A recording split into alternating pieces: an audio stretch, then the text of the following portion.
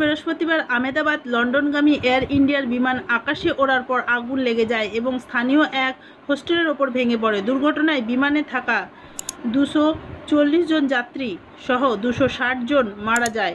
সারা ভারতে দুর্ঘটনায় নিহতদের আত্মার শান্তির কামনায় মোমবাতি জ্বালিয়ে শ্রদ্ধা জানিয়েছে। রবিবার আসানসোল পৌর নিগমের 40 নম্বর ওয়ার্ডের কাউন্সিলর মৌমিতা বিশ্বাস ট্যাগোর রোডে রবীন্দ্রনাথ ঠাকুরের মূর্তি পাদদেশে সামনে মোমবাতি জ্বালিয়ে মৃতদের আত্মার শান্তি কামনায় নীরবতা পালন করলেন।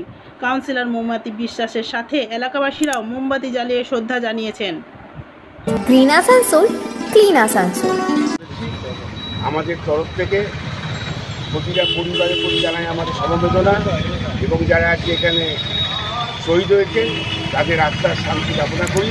এবং আমাদের আহমেদাবাদে যে মর্মান্তিক ঘটনা হলো, এয়ার ক্র্যাশটা হলো, তো সেই কারণেই আজ এখানে সবাই মিলে আমরা কেন এই মর্মান্তিক ঘটনা আজ গোটা ভারতবর্ষকে শোকে পরিণত করে দিচ্ছে। সবাই আজকে এখানে আমরা এসেছি তাদের তো আমরা এখানে মোমবাতি জ্বালিয়ে তাদের আত্মার শান্তির কামনা করছি।